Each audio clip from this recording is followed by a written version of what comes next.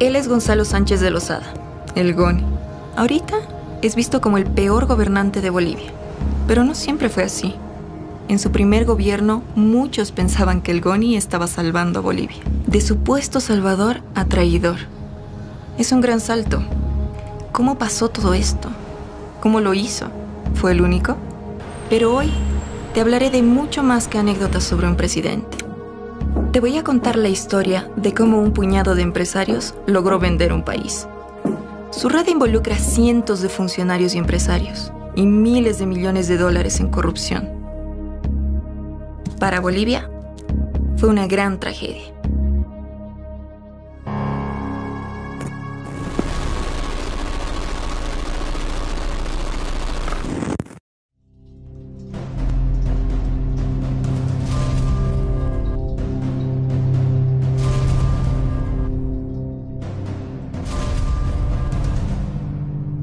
Nuestra historia comienza poco antes de 1985. Después de que el dictador Banzer renunciara gracias a las protestas sociales masivas, se habían sucedido un gobierno tras otro en el lapso de 3 años. El último de ellos, y el primero en ganar unas elecciones en más de 15 años, había sido Siles Zuazo, un civil de izquierda que tuvo que lidiar con una enorme crisis económica, con un Congreso en oposición y con la guerra económica que se imponía desde diversos frentes. Había un boicot económico, había ocultamiento de productos, algo similar a lo que ocurre actualmente en Venezuela. No había medicamentos, no había pan, el transporte urbano era caótico e insuficiente. Y entonces una posibilidad de gobiernos de izquierda y de una salida revolucionaria quedó anulada en el horizonte de expectativas de la población. Entonces quedaba el único camino las derechas.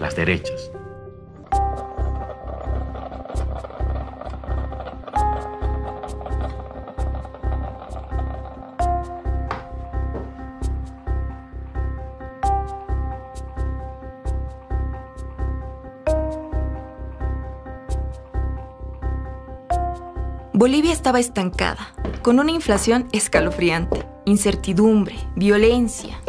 Y cuando las cosas se ponen mal, siempre aparece un Mesías, que dice que va a arreglar todas las cosas. Como dice el dicho, ven árbol caído y quieren hacer leña. Al que le tocó ese papel fue a Víctor Paz. En 1985 ganó la ADN de Hugo Banzer. Como en ese tiempo los presidentes se los elegía en el Congreso, terminaron pactando para que sea el MNR de Víctor Paz el que llegara a la presidencia. Un elemento clave para entender lo que hicieron estos gobiernos fue la democracia pactada. Los partidos con más votaciones pactaban la elección del presidente.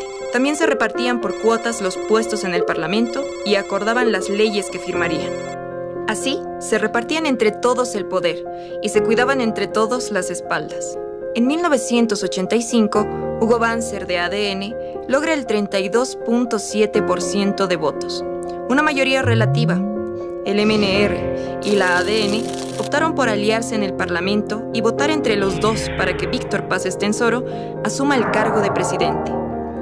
Este pacto fue llamado el Pacto por la Democracia, con el que apoyaron el Decreto Supremo 21060, que dictó el despido de miles de trabajadores mineros. Si vemos la década del 70, del 80, la CONMEBOL era la generadora del 70% de las divisas que se quería el país. Esta es la importancia de la minería. Éramos un país monoproductor en realidad y toda su economía con el mundo exterior estaba basada en la explotación del estaño. Una huelga en las minas, una baja del precio de los minerales hacía que tambalea la economía nacional. La política de desestructuración de la CONMEBOL se dictó el 29 de agosto del 85 y la caída del precio del estaño recién se produce en el mes de octubre.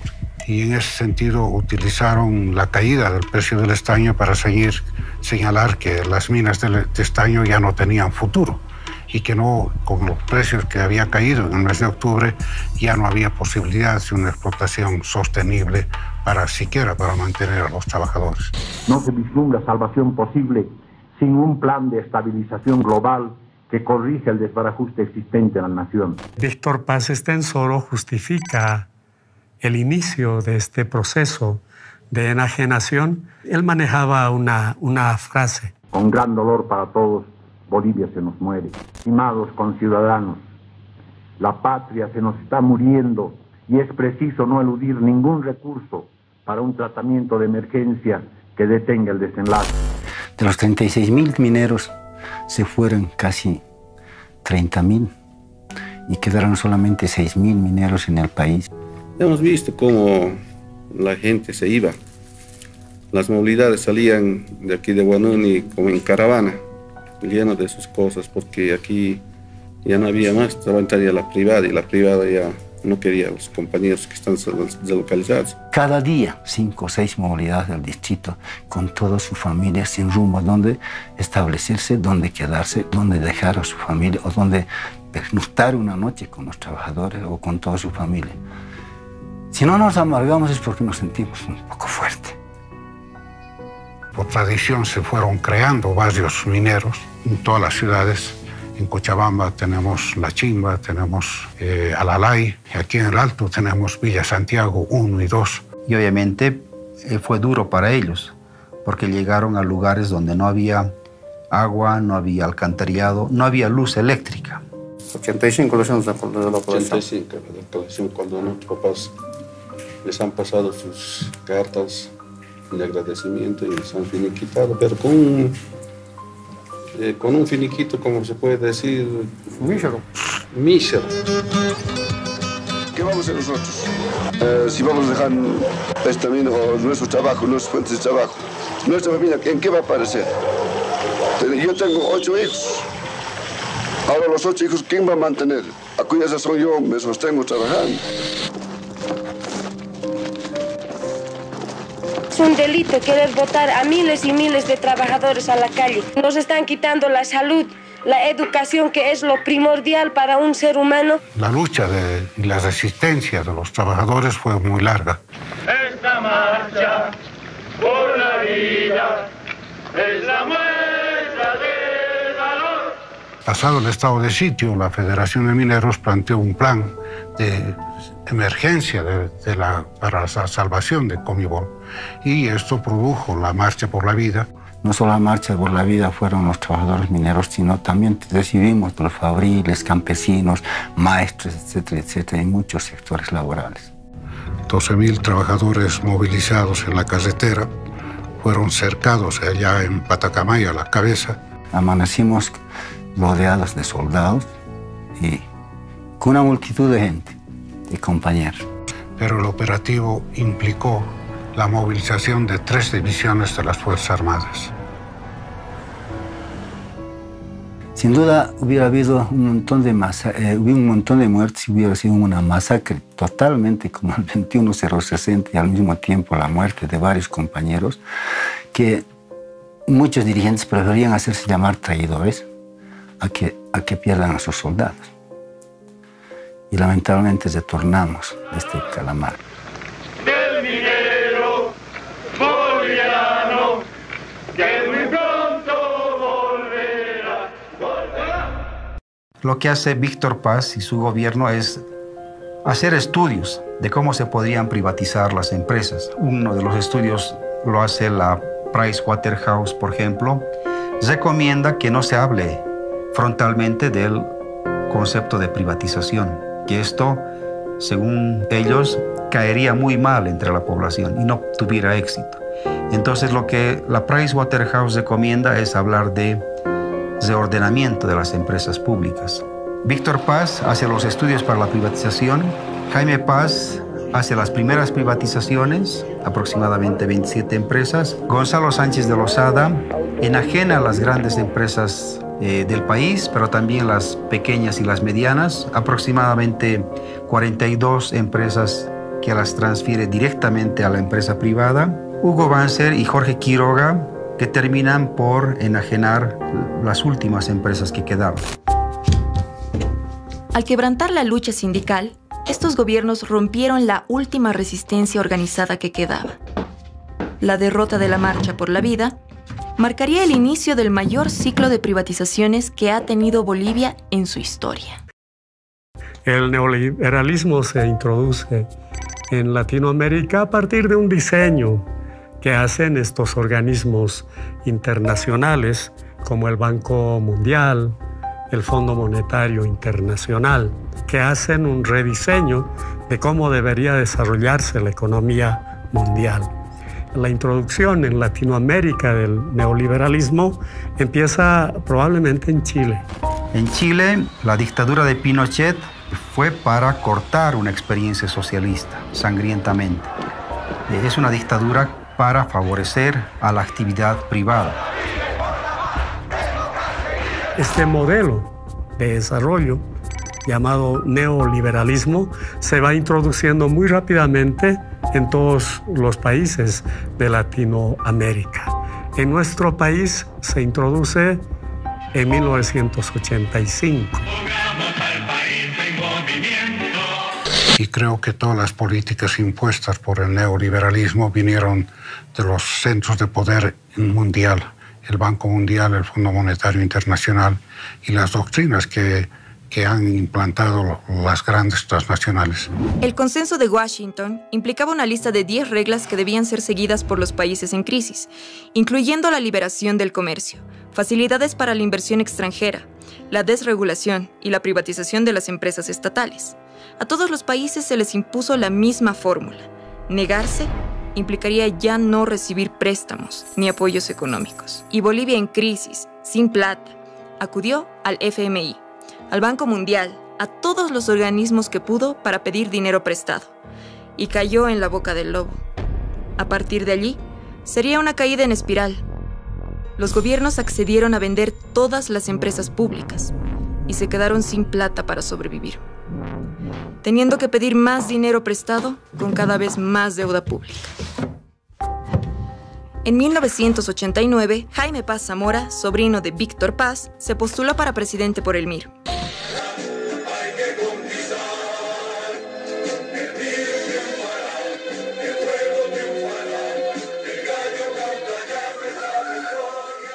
El proceso de privatización, que es el primer proceso de la enajenación, empieza con Jaime Paz Zamora. La enajenación es la forma en la que los gobiernos neoliberales aniquilaron las empresas públicas. Había 3 fórmulas: la privatización, la capitalización y el cierre de las empresas públicas. La privatización, que es la venta directa de las empresas públicas, sobre todo de las pequeñas y medianas, pertenecientes a los ministerios, a las prefecturas, las cortes y los municipios. Las cortes es una abreviatura para referirnos a las corporaciones de desarrollo departamentales.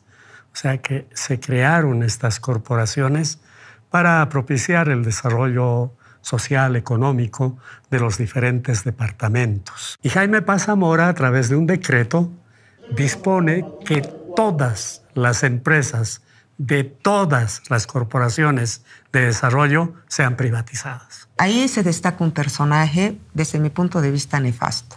Samuel Doria Medina. Y él decía que hay que aplicar la política bonsai al Estado boliviano.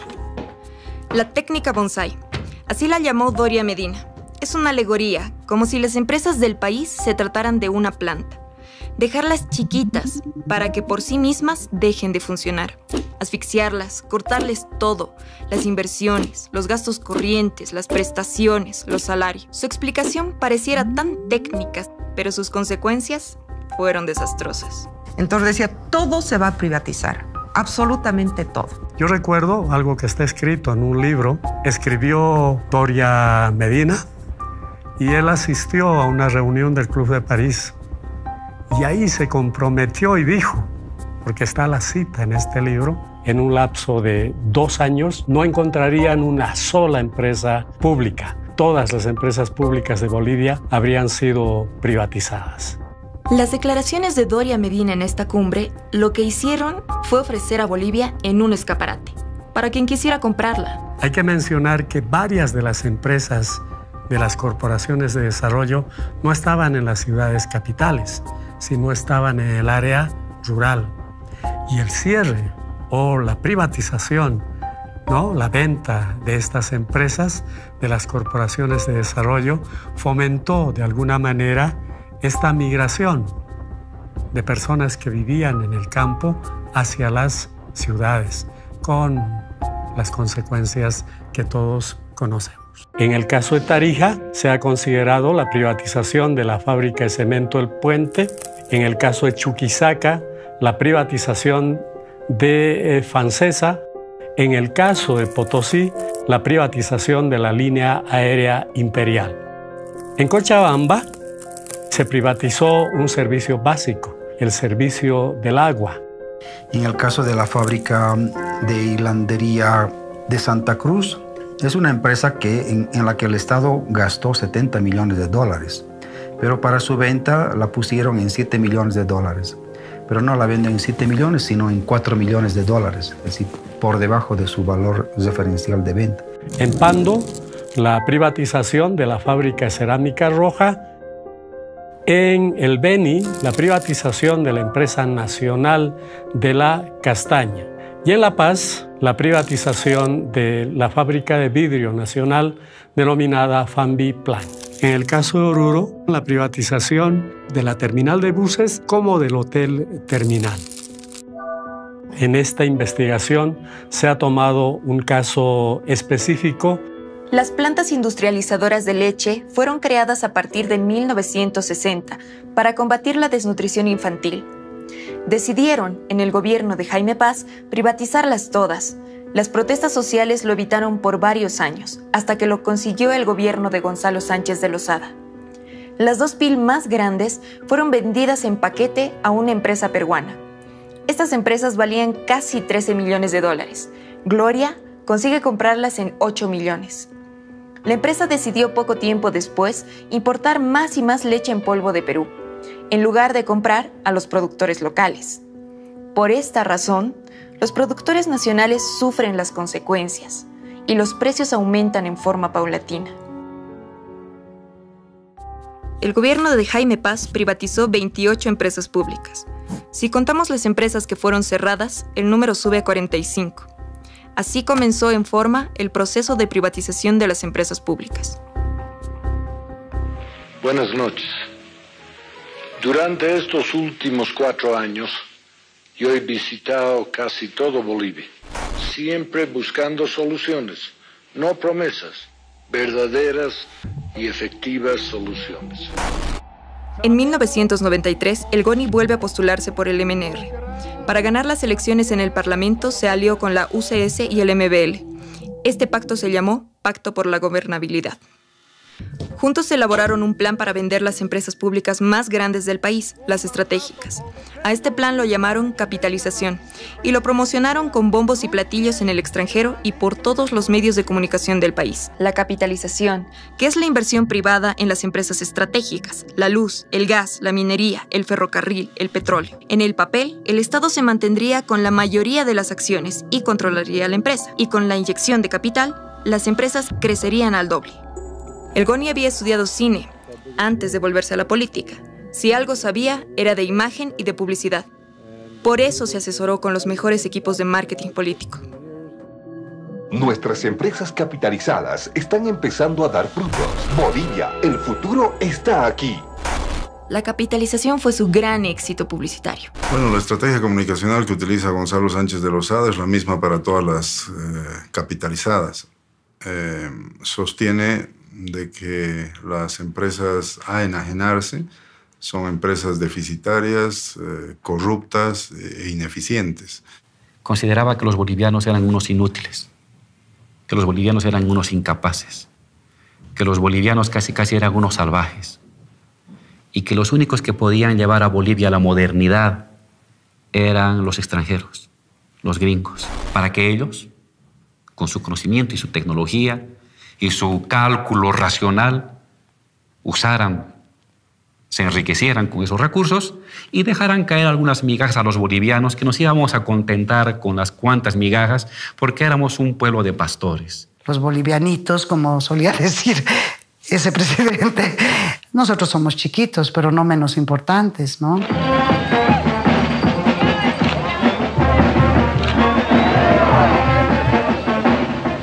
What I laugh about is you shampoo it, and then when you comb it, it's still full of this stuff. This is God's punishment to politicians in Bolivia. And you can't say anything except thank you. They rub it into your head. It's wishing luck. Incluso Gonzalo Sánchez de Lozada llega a ofertar de que Bolivia iba a crecer al 8% en su Producto Interno Bruto, cosa que obviamente no sucede.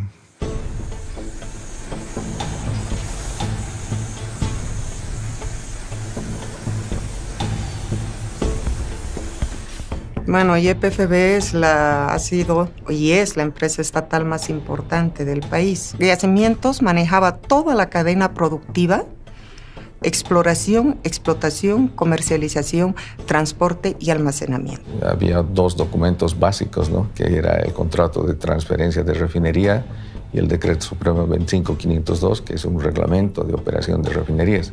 ¿Cuál es el problema acá? Esta ley entrega a las transnacionales la propiedad de los hidrocarburos en boca de pozo.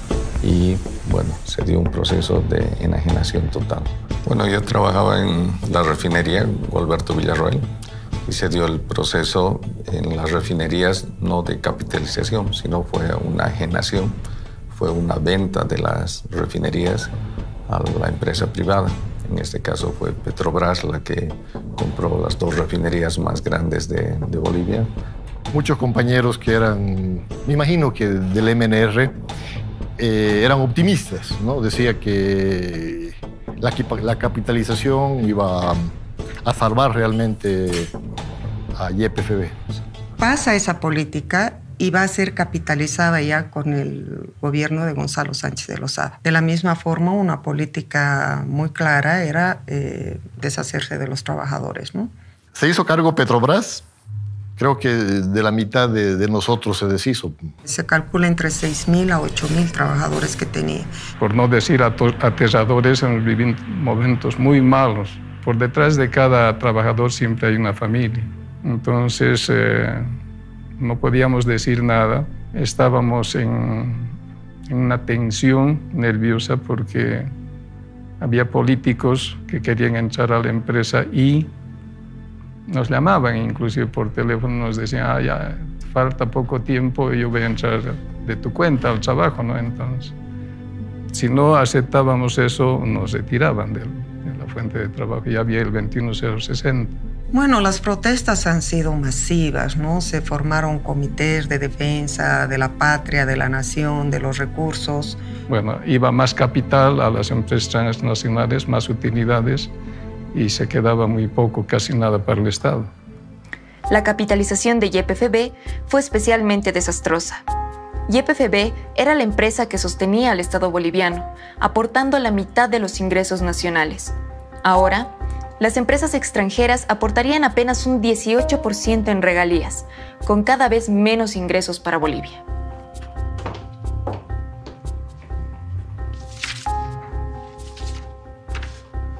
Después de esto, el Estado se quedó sin plata.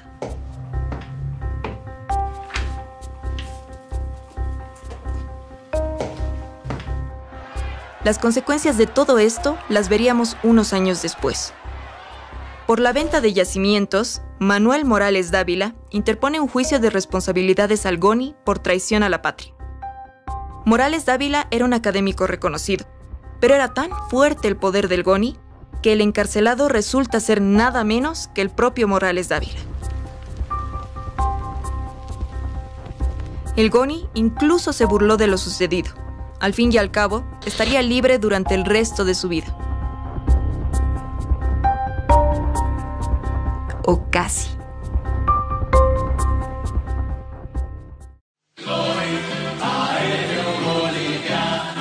El Oil Aéreo Boliviano le ofrece sus vuelos diarios a La Paz, Santa Cruz y Cochabamba.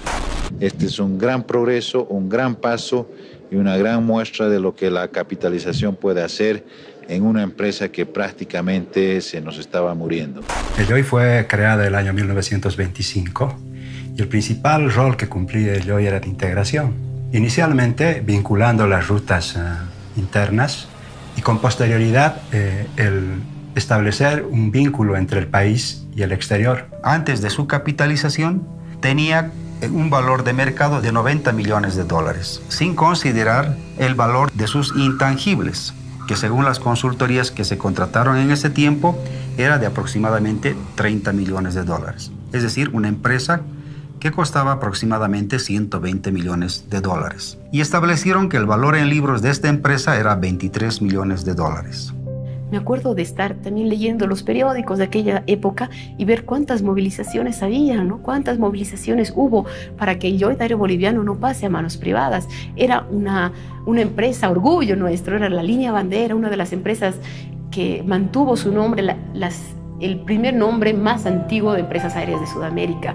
Tenía convenios y posibilidades de vuelo con muchísimos países, realmente una empresa potente. Cuando se ha capitalizado el Lloyd, yo ya era jefe de un departamento, entonces yo sabía que nosotros no le costábamos un centavo al Estado. Es más, el Estado le debía a la empresa. Con la sola presentación de una empresa se podía llevar adelante el proceso de capitalización.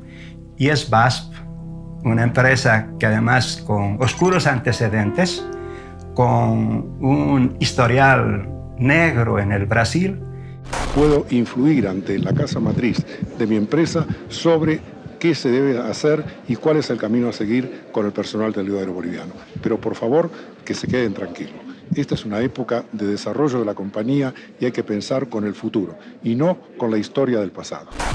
Pertenecía a la familia Cañedo y la familia Cañedo tenía ya antecedentes procesales en Brasil. Tenía procesos por haber malversado aproximadamente 800 millones de dólares. O empresário Wagner Cañedo foi preso hoje em Brasília. O empresário foi dono da companhia aérea VASP. Ahí yo me di cuenta que todos sabían que estos señores de la VASP eran unos pillos. Tanto así que inmediatamente que ellos se pusieron en el Lloyd, ya no nos dieron crédito. Eso, yo que era una pinche ejecutiva, que no era economista, que era comercial, ya me di cuenta. Yo llegué a mi casa y dije, aquí estoy en manos de pillos. Aún así, teniendo estos antecedentes delictivos, la familia Cañedo, propietaria de la VASP, se adjudicó la capitalización del Lloyd Aéreo Boliviano. El valor nominal de las acciones del LAV era de 20.53 dólares. El valor ofertado por acción es de 42.24 dólares. Superó en 20 dólares el valor en libras. Todos aquellos cronogramas que se habían establecido para cumplir con el aporte de capital del Brasil nunca se cumplieron, porque los mecanismos de control, los mecanismos de fiscalización no funcionaban. Prácticamente fue una mina de oro para ellos, porque empezaron a saquearla a la empresa, desmantelando inclusive los aviones, el stock de repuestos. Ellos no han sido capaces de poner un tornillo. En forma recurrente denunciaban de que varios repuestos que tenía el Lloyd Aéreo Boliviano, como turbinas u otros necesarios para la aeronavegación, salían de las despensas del Lloyd Aéreo Boliviano y se iban con destino a Brasil. Lamentablemente los trabajadores, los empleados del Lloyd, hemos sido prácticamente despedidos y echados a la calle sin que se nos haya pagado la indemnización que correspondía a cada empleado. Hay un 40% creo todavía de la empresa que no ha cobrado nada, que se ha quedado en la calle y que no tiene ni jubilación. Lloyd Aéreo Boliviano fue el escenario de uno de los reality shows más sorprendentes y tristes de la historia boliviana. Ernesto Asbun fue prestanombres de Raúl Garafulic. Garafulic lo usó de palo blanco para comprar muchas acciones del Lloyd sin que se enterara nadie.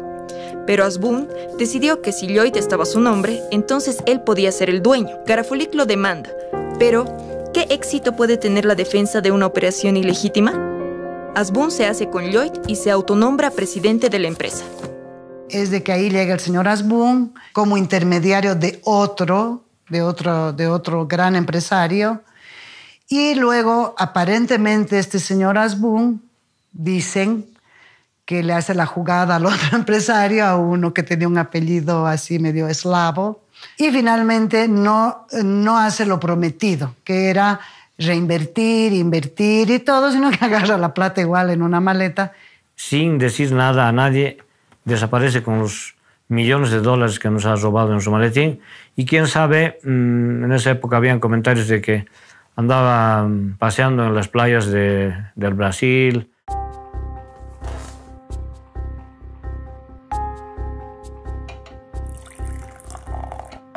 Además de capitalizar 5 empresas estratégicas de Bolivia, ENDE, Entel, ENFE, LAV y YPFB, el GONI logró vender otras 42 empresas bolivianas. Sin embargo, la mecha de la revuelta social ya estaba prendida.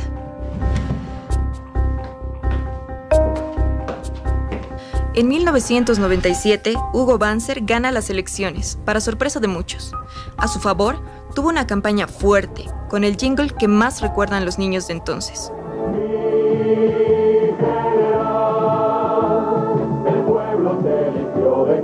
Viene el gobierno de Hugo Banzer Suárez y Jorge Tuto Quiroga, y ellos deciden, descartamos la capitalización de Vinto, pero la vamos a privatizar. Por un lado, privatizar la fundición de estaño y por otro lado, privatizar la fundición de antimonio. Se inicia el proceso con una licitación a nivel internacional. O sea, gana esta licitación una empresa inglesa que se llamaba Allied Deals PLC y paga por ella $14 millones, 14,7. En realidad recibe de regalo, porque para el proceso de enajenación se contrata consultores, 4 millones, ¿no? Se paga beneficios sociales, 8 millones, ya son 12, ¿ya? Y se invierte en temas de medio ambiente. El año de la licitación, en 1999, 5 millones, 17 millones gastados para la privatización de Vinto. Y Vinto ha sido vendida en 14,7 millones. El valor mínimo de venta de la empresa metalúrgica Vinto Estaño era 41 millones de dólares. El viceministro de Minería en ese entonces denuncia que la empresa metalúrgica Vinto, que se ha regalado, se ha entregado esta empresa en un precio menor al que debería tener y paralelamente renuncia al cargo de viceministro. Y cuando se la vendió no se tomó en cuenta el mineral que estaba en el circuito de la planta, que eso aproximadamente era 16 millones de dólares. Y algo parecido pasa con la fundición de antimonio. Esa fundición tenía como precio bajo, el más bajo, 2.600.000 dólares. Paribas, el banco de inversión, da un precio mínimo. ¿Y saben cuánto da el precio mínimo? $100.000. En su periodo, Banzer termina de vender casi todo el resto de las empresas públicas, incluyendo la concesión de CEMAPA, el servicio de agua de Cochabamba. Habría terminado de venderlas si no fuera por la crisis social que se extendió por todo el país, avivando las resistencias sociales.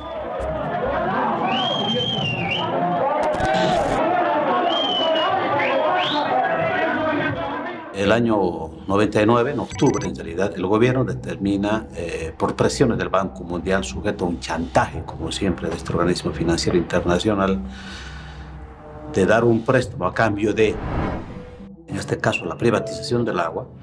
La empresa que tomó en sus manos la concesión y la propiedad del agua es un consorcio, fue un consorcio denominado Aguas del Tunari, como una especie de insulto a la población, porque el Tunari es una hermosa montaña que protege a los cochabambinos y cochabaminas aquí en Cochabamba. Y curiosamente una empresa donde en su fachada, yo fui a ver, en la fachada, en el frontis principal de esta empresa, dice: no somos una empresa de construcción civil, somos una empresa para hacer dinero. Eso es lo que dice cínicamente esta empresa en su principal edificio en San Francisco. Descubrimos que detrás de esto estaba una empresa llamada Bechtel, en cuyo directorio forma parte fundamentalmente la familia Bush. En la ley, de manera muy sutil, se establecía que estaba prohibido acumular el agua de la lluvia, entonces que el agua de la lluvia también estaba privatizada, que las tarifas iban a subvencionar las posibles pérdidas de la empresa privatizadora, del consorcio privatizador, el hecho de que dos facturas, dos preavisos no pagados por el servicio del agua posibilitaban el remate de la vivienda del usuario. Entonces se conformó la Coordinadora de Defensa del Agua y la Vida como un primer paso de establecer una gigantesca coalición donde prácticamente estaban todos los sectores. Yo diría desde los dueños de los hoteles más lujosos en Cochabamba, porque les afectaba la problemática del agua, hasta los vendedores ambulantes o la gente de Cochabamba que no tiene una sola gota de agua hasta el día de hoy. En cada casa, en cada puerta en Cochabamba, en el campo de la ciudad, tú veías barricadas. En cada puerta, en una cuadra, tú podías ver 100 barricadas. Eso le dio mucha fuerza al movimiento, es decir, lo simbólico. Y la única táctica que tuvimos para comunicar esto fue el tocar puerta a puerta, cara a cara con la gente, informarnos de manera personal, sino era simplemente la voz, los ojos y el corazón de la gente para sentir lo que estaba pasando. Y ante la imposibilidad de dispersar con los elementos tradicionales, como gases, perros, palos y balines de goma, utilizó francotiradores. Y aquí cayeron pues por lo menos 30 jóvenes, todos heridos de bala, con lesiones irreversibles, y murió un joven.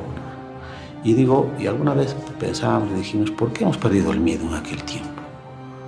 Y la gente decía, porque hemos recuperado la confianza mutua, porque hemos dejado de sentirnos solos. Y cuando uno se siente solo, siente mucho miedo.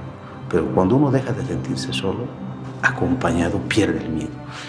Yo repetía un eslogan que decía, el pueblo unido jamás será vencido.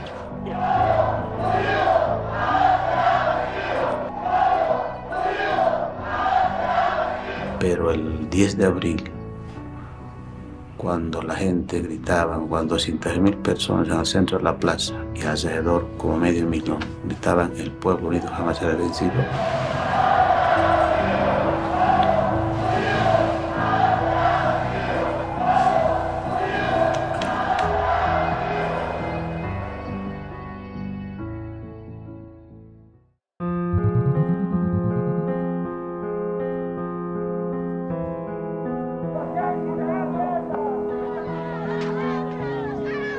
yo diría que la guerra de la coca se genera pues desde el momento mismo en que la DEA establece sus cuarteles en las zonas cocaleras y establece un conflicto armado, desigual, totalmente desigual contra los compañeros cocaleros.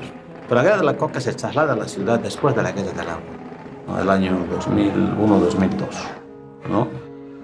Cuando el gobierno decide, en aquel tiempo, el gobierno de Banzer, el mismo que tomó la decisión de la privatización del agua, decide penalizar la comercialización y el consumo de la coca del Chapare. Es decir, que en los mercados nadie podía comercializar y menos comprar para el consumo del hoja de coca. Fue una lucha muy dura, hubieron muchos muertos de ambas partes, tanto de represión, militares, policías, como también de los hermanos cocaleros, ¿no? Fueron un referente de valentía, de organización y de firmeza en su lucha. Aquí en la guerra del agua, yo diría, sin los cocaleros hubiera sido muy difícil afrontar de manera muy directa a los organismos de represión. Ellos ya habían tenido toda una historia de enfrentamientos, habían establecido tácticas estratégicas y estrategias en el Chapare, que en la guerra del agua las vinieron a transmitir y compartir con nosotros.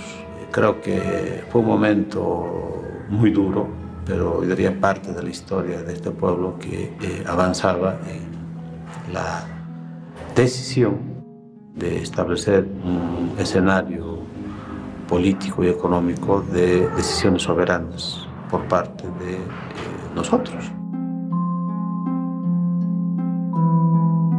Bolivia necesita más trabajos para resolver la crisis. Goni y Carlos Mesa han firmado un contrato con los bolivianos que los compromete a construir una nueva carretera de norte a sur. El MNR logra una coalición con el MIR, a los que se suma UCS firmando el Plan Bolivia para un acuerdo de responsabilidad nacional. Con esta coalición, el Goni es elegido presidente y Carlos Mesa vicepresidente. Luego obtiene el apoyo de Nueva Fuerza Republicana, de Manfred Reyes. Cuando vuelve Gonzalo Sánchez de Lozada al gobierno, y la verdad es que el país no tenía dinero ni para pagar sueldos, ni para pagar aguinaldos. Deberían recurrir a los organismos internacionales permanentemente. Las arcas del Estado estaban completamente vacías y eso era porque la plata que estaba generando el país por la explotación de sus recursos naturales estaba siendo aprovechada por las empresas transnacionales. Ya lo habíamos previsto en la venta de YPFB. Ese dinero se traduce en hospitales, escuelas, carreteras. Con ese dinero se paga a los maestros, a los médicos y a los policías. ¿Qué pasó cuando esos gobiernos vendieron todas las empresas estatales? El Estado no tuvo un céntimo. El mismo que vendió la capitalización como la forma de salvar a Bolivia, ahora le pedía desesperado a los trabajadores que entendieran su nuevo impuesto. Pero para financiar los fondos de contrapartida que se necesita para desembolsar la ayuda externa, la plata que nos donan, la plata que nos prestan en condiciones concesionales, necesitamos mayores ingresos. Por eso nos vemos obligados a cambiar el impuesto al IVA, el complementario. Si gana 1.000 bolivianos, el impuesto va a ser apenas 15 bolivianos. Si gana 2.000, 140 bolivianos, que es seguro que podemos salir adelante si nos unimos todos y hacemos lo que pueda para que Bolivia supere sus problemas y supere la crisis económica. Muchas gracias por escucharme. Buenas noches. Este impuestazo trajo como consecuencia una manifestación radical de protesta de parte del sector de los policías.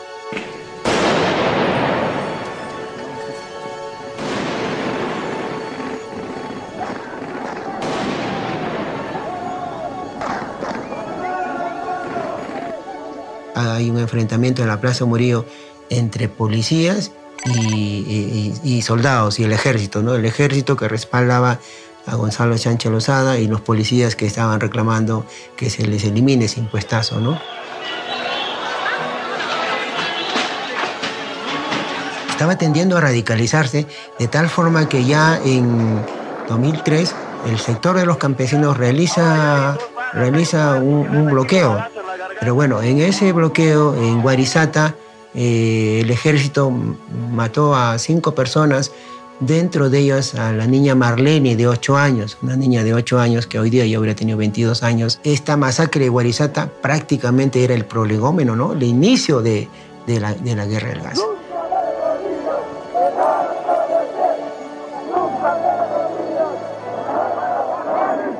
Pretenden sacar el gas por Chile a México y a Estados Unidos. Bolivia hopes to be a supplier of liquid natural gas to Baja California, to California. Y lógicamente sacar el gas por Chile toca el sentimiento nacional de los bolivianos por el tema marítimo, el diferendo que tenemos con Chile.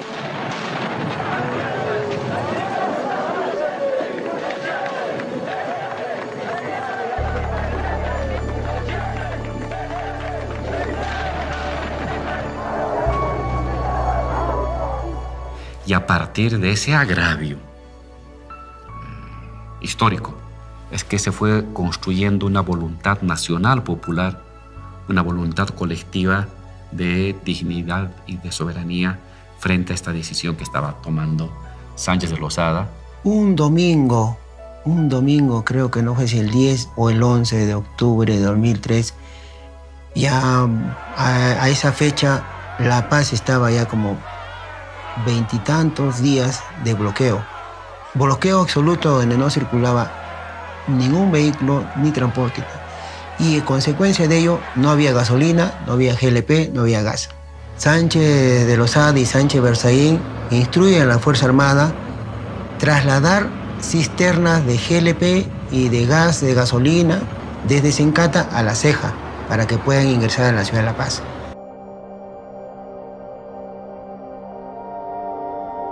En ese trayecto mataron a 14 personas y durante ese mes a más de 60.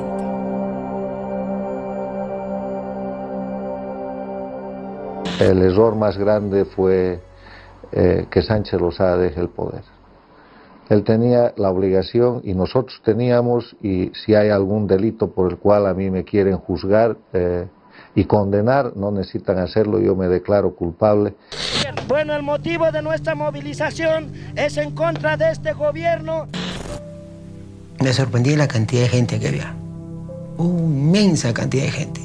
En cada esquina, los paseños Lo recibían a los salteños con pan, con agua, con refresco. Nos abrazaban. Nos abrazaban. Y ahí me acordé lo que decían los bolivianos. El león dormido se ha levantado. Y ahí comprobé, efectivamente, que el pueblo paceño y alteño se habían juntado. Era la voz unísona que Gonzalo Sánchez de Lozada debía salir. Fuera Gonzalo Sánchez de Lozada. Y en esa guerra, ya finalmente el neoliberalismo colapsa. Antes de irse, el GONI sacó dinero del Banco Central de Bolivia y se lo llevó en maletas al huir del país. Renuncia GONI, se va, como ustedes conocen, en un helicóptero con su ministro de gobierno y otros, creo que era su ministro de comunicación, se van al exterior, a Estados Unidos, y asume la presidencia el vicepresidente, que era Carlos Mesa. El pueblo recibió con esperanza a Carlos Mesa. Él prometió, frente a toda esa gente, firmar la ley de hidrocarburos. Poco tiempo después, se retracta. Porque no hay un solo país en América Latina más dependiente que Bolivia en lo que hace a la cooperación. Sabe, señora maestra, le estoy pagando a La Plata una parte de su salario de la limosna internacional que recibo porque extiendo la mano. Por lo tanto, no acepto y le pido a usted, ciudadano, que no crea esa mentira gigantesca e inaceptable de que Evo Morales tiene una ley en favor del país y Carlos Mesa y su gobierno una ley en contra del país. Hacer discursitos de independencia y de soberanía sentado del otro lado del escritorio es muy fácil. Evo Morales, con quien he hablado muchas veces y le he explicado detalladamente esta realidad, tiene mucha facilidad para salir a bloquear Bolivia, porque eso es muy cómodo, honorable Evo Morales. Es muy cómodo bloquear Bolivia. Es muy fácil bloquear Bolivia. Venga usted a gobernar y verá usted lo que es la administración del Estado. Le tembló la mano a la hora de firmar. Al final de todo esto, renuncia. He decidido presentar al país mi renuncia al cargo de presidente constitucional de Bolivia. Es presentar mi renuncia al cargo de presidente de la República. Queda usted posesionado como presidente constitucional de la República de Bolivia. A partir de este momento, a partir de esta fecha, queda nacionalizado todos los hidrocarburos en el territorio nacional.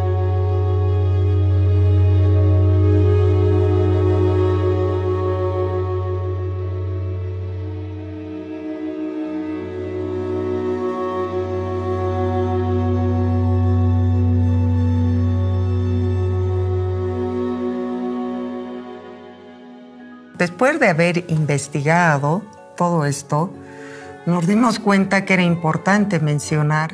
Habían nombres y apellidos que se repetían, nos sonaban que ya los habíamos visto en otro proceso y como aquí se repiten. La participación de empresarios privados en la política nacional, como ministros, como viceministros. Hay varios casos, digamos, en los que viendo estas redes podemos identificar que se ha consolidado unos grupos empresariales muy fuertes, muy poderosos económicamente hablando, y es así, o sea, es una rotación muy común en las sociedades latinoamericanas. Y varios de esos personajes todavía están vigentes, viven alrededor de nosotros. Uno de los nombres que más destaca de los implicados es el exministro del gobierno de Jaime Paz Zamora, el señor Samuel Doria Medina. Doria Medina fue asesor económico de Jaime Paz Zamora y luego ministro de Planeamiento y Coordinación, desde donde coordinó la enajenación de gran parte de las empresas públicas. También era presidente de la Sociedad Boliviana de Cemento, S.A., de la cual también era el accionista mayoritario. Entre los socios de Soboce figuran Fernando Romero Moreno, ministro de Planeación y Coordinación, y casualmente socio del Citibank y el Grupo Visa, entre cuyos socios también figuraba GONI. Otro socio de Soboce fue Flavio Carlos Escobar Llanos, subsecretario de Desarrollo Socioeconómico, y fungió como representante legal de Doria Medina en la compra de FACEP, en la que también participó Susana Doria Medina Ausa, hermana de Samuel. Giovanni Pacheco Fiorillo, trabajador y hombre de confianza de Doria Medina en Soboce, fue coordinador en el ministerio de Doria Medina y gerente de FACEP cuando esta fue privatizada.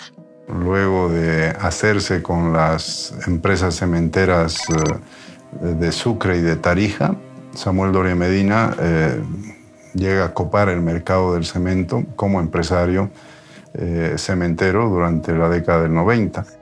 Entonces el señor Ivo Kulgis, que fue ministro, pero también fue empresario de un medio de comunicación, en el mismo periodo en el que este empresario privado, dueño de uno de los medios de comunicación, que era la Red 1, está fungiendo como ministro de Gobierno de Economía, además del área de finanzas, una de las más importantes en el proceso de enajenación, su hermano, el señor Tomislav Kulgis-Wichner, está como director en empresas capitalizadas, Transredes y Corani, si no me equivoco. Alfonso Rebollo Tenier, el propio ministro de capitalización del GONI, es hermano de Gabriel Rebollo Tenier, personero de Shell, tío de Edgar Sarabia Durnik, secretario de capitalización y tío de Carlos Sarabia Durnik, gerente de Entel.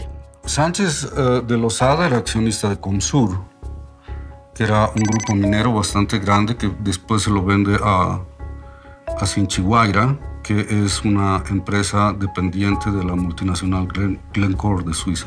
Varios socios de Comsur fueron también funcionarios de gobierno, como Óscar Bonifaz Gutiérrez y Alberto Alandia, que fueron presidentes de Comibol, y el propio hermano del GONI, Antonio Sánchez de Lozada, que fue vicepresidente de Comibol, Contralor General de la República y senador. Pero además que ellos se aprovecharon o se apoderaron de yacimientos altamente rentables, prospectados, explorados y en funcionamiento que había dado la Comibol.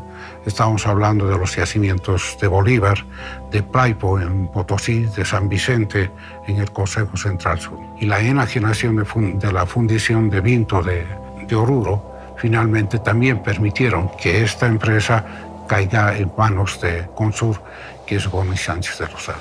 Fernando Salazar Paredes estuvo en el directorio de Guaracachi, en cuyo directorio también figuraba Susana Sánchez de Lozada, prima del GONI.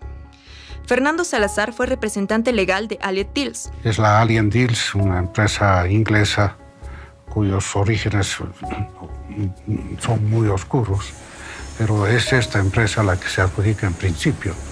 Después, vaya a saber por qué, esta abandona, se declara que entró en quiebra, que sus dueños estaban presos, y en estas circunstancias se aprovecha Gonzalo Sánchez de Lozada y su empresa Comsur para comprar Vinto.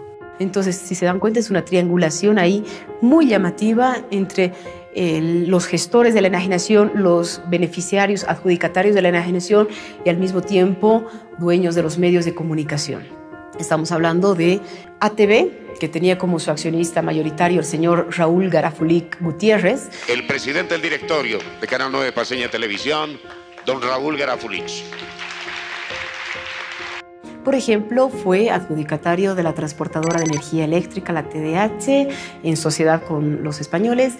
Fue adjudicatario de la empresa privatizada, la hilandería de Santa Cruz, Hilancruz. Él, junto a sus hijos, conformaron una empresa pequeñita que se llamaba Santa Mónica Cotton para presentarse a la licitación pública y finalmente adjudicarse Hilancruz. Después de ser embajador en España y hacerse de sus contactos, este empresario consigue contratos en Bolivia para muchas transnacionales españolas: Iberdrola, Repsol, Santillana, Brisa.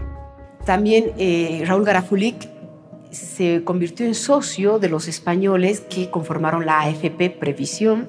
Entonces aparece involucrado en una de las instancias privadas fundamentales del proceso de enajenación, que eran los que administraban las acciones de las empresas capitalizadas, ¿no? El fondo de pensiones. Y dentro de la AFP pues aparecen muchos otros nombres que él ponía en los directorios de las empresas capitalizadas, sus propios socios, sus propios hijos, etc. Uno de los más llamativos es el que fue vicepresidente de este país, vicepresidente en el gobierno de Jaime Paz, también en el acuerdo de la ADN y del MIR, el señor Luis Ocio Sanginés. También tenía un vínculo empresarial muy estrecho con Raúl Garafulic. Aparece en el directorio de una de las empresas privatizadas que se adjudicó Garafulic, que fue la transportadora de energía eléctrica.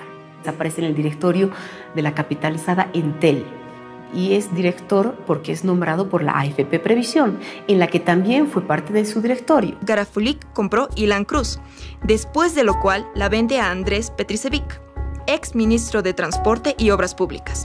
con quien compró también el periódico La Razón y fue director de la capitalizada empresa Chaco. Petricevic era accionista de AFP Pervisión, en donde fue director en 2002. Otros directores de la empresa fueron Carlos Kempf, Manfredo Kempf y Julio Kempf, quien también fue director de Ferroviaria Oriental.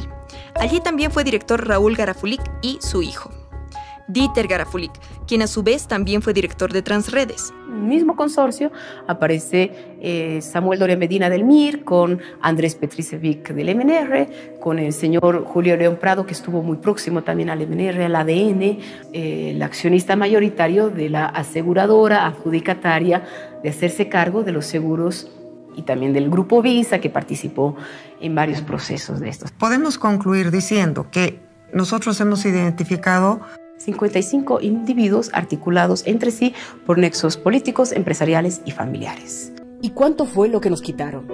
Se dieron los recursos naturales a valor cero. Enajenaron el 80% de todas las empresas públicas. Nos quitaron más de 30 millones de dólares en los departamentos.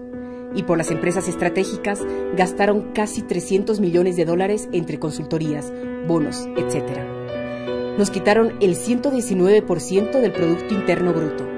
Las consecuencias se sintieron en todo el país. Deuda, desempleo, migración, despidos.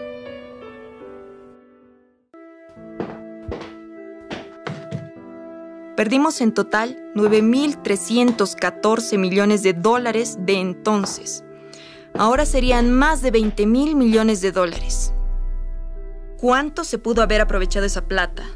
¿Cuánto perdimos realmente? ¿Cuántos despedidos, relocalizados, encarcelados, muertos?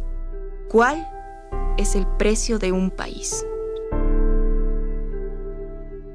Si tuviéramos la información que hoy esta comisión está brindándole al país respecto a los procedimientos que utilizaron, las redes de poder que armaron, los beneficios que lograron tener, las irregularidades que cometieron, muchos de ellos ya no harían política en Bolivia. La revolución democrático-cultural va a continuar y no va a continuar con nosotros, que ya somos una generación que hemos estado en un ciclo pasado, lucha contra las dictaduras. Nos ha costado conquistar este nuevo desarrollo para el país. Ha sido unos tiempos bastante de mucho dolor, Lo que ha costado crear empresas públicas que otorguen beneficio a los pueblos. Éramos un país que medía 9.000 millones de dólares hace 10 años.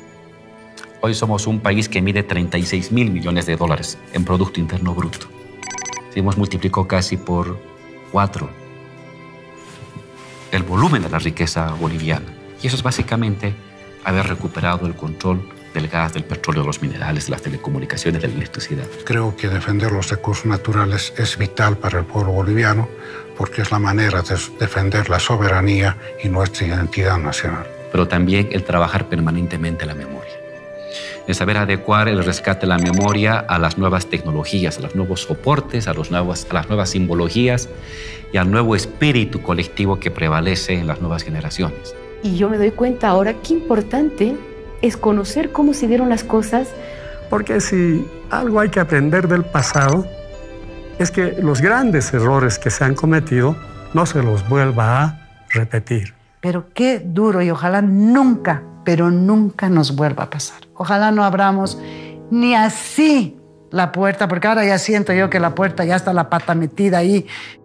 Y privatización, reitero, no solamente es un despojo de algo material, de algo que afecta a la vida de la gente, sino también privatización significa el querer borrar la historia, tu memoria.